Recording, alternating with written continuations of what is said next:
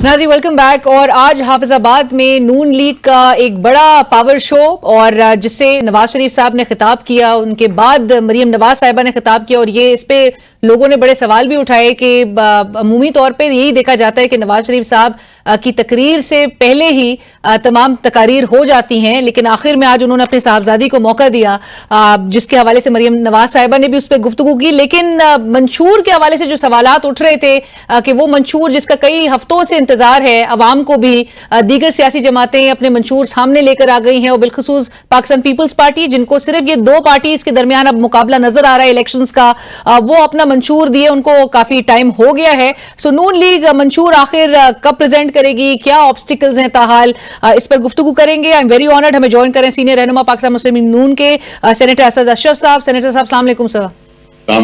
बहुत शुक्रिया सर, आपने हमारे लिए वक्त निकाला। आपकी इजाजत से सबसे पहले तो मैं चाहूंगी हमारे जो ब्यूरो चीफ हैं लाहौर के, आज वो हाफिजाबाद में मौजूद थे, उमर दराज गोंदल साहब। उमर से हम सबसे पहले तो ये जानेंगे कि आज हाफिजाबाद का माहौल, वो जोश खरोश अवाम का, वो कैसा था। उमर सबसे पहले बताइएगा, हाफिजाबाद में आपने जलसा कवर किया, जो पिंडाल था उसमें लोगों का, सपोर्टर्स का नून लीग के जोश खरोश के हवाले से आपने क्या देखा, और क्या इसको नवाज शरीफ साहब का कामयाब पहला इंतखाबी जलसा कहा जा सकता है?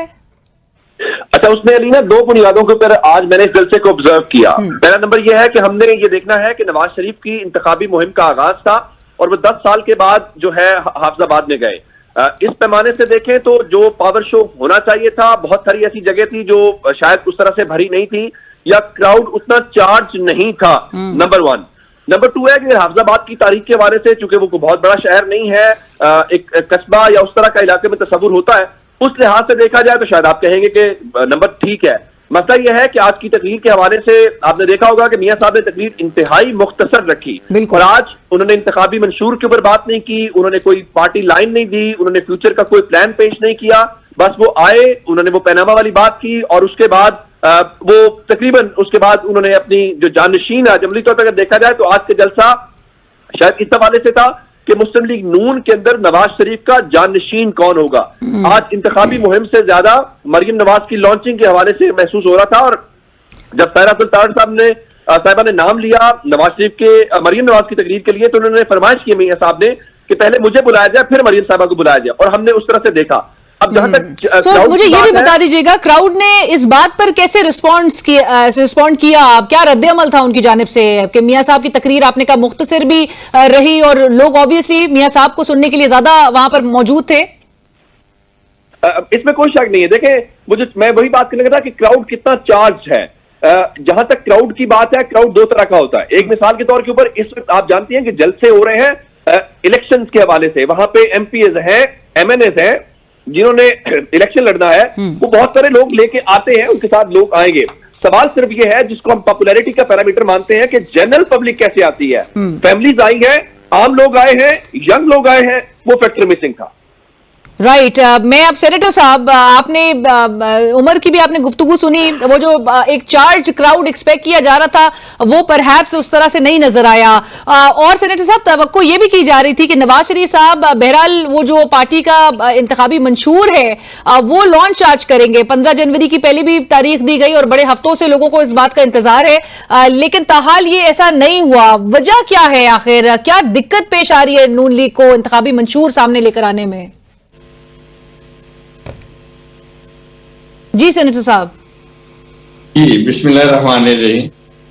देखिए, कोई दिक्कत नहीं है, मंशूर आज उन्होंने दे दिया है। अपनी तकरीर में उन्होंने कहा कि पाकिस्तान को हमने उसका खोया हुआ मुकाम जो है वो देना है। पर आज अगर तसलसल ना तोड़ा जाता बार बार, तो यहाँ पर कोई बेरोजगारी ना होती, दहशतगर्दी ना होती। आपने देखा, बत्ती आई, बत्ती गई, बिजली आई, बिजली गई। 1 घंटे वाला जो पाकिस्तान का बन गया था, मोटो बन गया था, उसको खत्म किया। आपके लिए मोटरवेज की उन्होंने पूरे पाकिस्तान में, उसको शुरू में कहा जाता था कि ये क्या है, पाकिस्तान बंद। आज वो सबकी जरूरत बन गई है। कम्युनिकेशन है और इस तरह इकोनॉमी है, सारा कुछ आपके सामने। नौजवानों की बात की उन्होंने, डेवलपमेंट की बात की उन्होंने, हाफिजाबाद तक मोटरवेज लाने की बात की। वो हमारा मंशूर यही है और सबको लेके साथ चलने का मंशूर है। देखिए ना, जो भी है ताकत जो है वो PMLN अपने बाजुओं पे ही भरोसा करेगी, लेकिन पाकिस्तान को आगे ले जाने में आइन और कानून की बालादस्ती के लिए, जमहूरियत की बालादस्ती के लिए जो कुछ भी हमारे साथ चलना चाहेगा, हम उसे खुश आमदीद दें। इसी वजह से यहाँ आपने देखा कि ये हमने बहुत सारी जगह पे एडजस्टमेंट सीट भी की यहाँ। सो सेनेटर साहब, मोर और लेस वही जो पुराना ट्रैक रिकॉर्ड है उसी के हवाले से तकारीर अब होंगी आइंदा आने वाले दिनों में भी। और जो बिलावल साहब जिस तरह से उन्होंने एक 10 नुकाती एक एजेंडा पेश किया है, इकोनॉमिक एक रोड मैप पेश किया अवाम को, जिसमें वो मुफ्त बिजली की भी बात कर रहे हैं 300 यूनिट तक के करीब, और दीगर उनके जो प्रोजेक्ट्स हैं उस हवाले से भी बात कर रहे हैं जो वो इंटेंशंस रखते हैं। लेकिन नून लीग बहरहाल उस तरह का कोई एजेंडा नहीं पेश कर पा रही। आप समझ रहे हैं कि बस यही रोड मैप है जो तकारीर हो रही है? देखिए, तो अभी ये तो स्टार्टर था और उसमें हमारी टीम बैठी हुई है और अनकरीब आपको मंशूर जो है वो दिया जाएगा। हम ऐसी बात कोई करना नहीं चाहते जो डूएबल ना हो। देखिए, हमजा शहबाज शरीफ चंद माह के लिए वजीर आला जब बने तो 300 यूनिट तो उन्होंने भी फ्री की, जो सुप्रीम कोर्ट ने उसे खत्म कर दिया था। कहने का मकसद ये है कि ये चीजें जो है जिसमें भी पाकिस्तान आगे जाए और अपना मकाम हासिल करे और पाकिस्तानी अवाम खुशहाल हो, उनके घरों में खुशहाली आए, ऐसे इकदाम होंगे और डूएबल जो होंगे वो किए जाएंगे। और हमारा माजी इसका गवाह है। बार बार जब भी मिला टांगे खींचने के बावजूद आपने देखा कि हमने अपने डेवलपमेंट के और लोगों को सहूलत फराहम करने, उनके घरों में खुशियां लाने, उनको रोजगार देने, कम्युनिकेशन में हर चीज है। हम देखिए 28 मई वाले लोग हैं, हम 9 मई वाले लोग नहीं है। चार्ज क्राउड आप जो ढूंढ रही हैं वो 9 मई वाले उनके पास होता है, डंडे सोटे आज और आग लगाने, पेट्रोल बम, इस तरह। जी, आज आपकी जो पार्टी है उनकी चीफ ऑर्गेनाइजर ने भी ये कहा कि मुल्क को 28 मई वालों ने संवारा है और जो 9 मई वाले हैं उन्होंने उजाड़ा है। मैं चाहूंगी गुफ्तगू में शामिल करूं मुजाहिद बरेली। आप मारूफ सीनियर सहाफी तज्जियाकार हैं, वो भी हमें ज्वाइन कर चुके हैं। और उमर, बहुत शुक्रिया आपका हमें ज्वाइन करके अपडेट देने का आज हाफिजाबाद जलसे के हवाले से। मुजाहिद बरेली साहब, अस्सलाम वालेकुम सर, बहुत शुक्रिया हमारे लिए वक्त निकाला।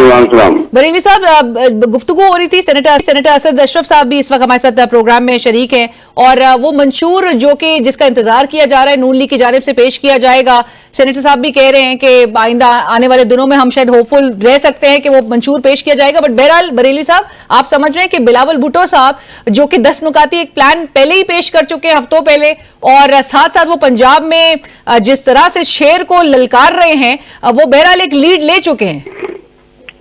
देखिए, अगर आप मुझे इजाजत दें तो मैं आपको थोड़ा बहुत अपने मुंह से कहना अच्छा नहीं लगता, लेकिन मैं 2002 से जब से स्कीमें आई हैं इलेक्शन को हमेशा जाके वो देखता हूँ। बल्कि इससे पहले अगर आप कहीं जब ये था प्रिंट में था तब भी जी, तो अभी मैं हफ्ते को कराची से सक्खर गया, सक्खर में दिन गुजारा, वहाँ खुशी शाह से गया, कंटाकर गया, मुल्तान गया, मुल्तान में जो औलिया कराम के पे हाजिरी दी, क्योंकि बरेलवी भी हूँ मैं, कंटाकर से भी गया, वहाँ अपने मिला गिलानी साहब से भी, फिर मैं इस्लामाबाद आया, फिर वहाँ पार्लियामेंट में गया, फिर बलोच खवातीन से मिला, फिर अडियाला जेल गया, फिर मैं अगले दिन कल जो है पिशावर गया, इस्साखानी बाजार गया, और मैं आपको बताता चलूँ और वहाँ बिलोट साहब हैं, फैमिली, उनसे मेरा ताल्लुक है यार। तो मैं कुछ 4 दिन मैंने सड़कों पे गुजारे। अब आप लोग जो तब से तजिए करते हैं, सॉरी टू से, सबको पता है इलेक्शन ऐसी चीजें उसको देखना चाहिए ग्राउंड रियलिटी में। एब्सोल्युटली। अगर आप स्क्रीनों में बैठकर तबसरे तजिए अखबारों में पढ़कर एक खास, लेकिन नून लीग वाला नून लीग की बात करेगा, पीस पार्टी करेगा, पीटीआई वाला पीटीआई करेगा। हम लोगों के पास गए थे और शायद वो जो लोगों के हैं एक खामोश मेजॉरिटी है, वो जो है उनकी बातें मैं आप तक पहुंचा भी नहीं सकता, अल्फाज भी नहीं कर सकता।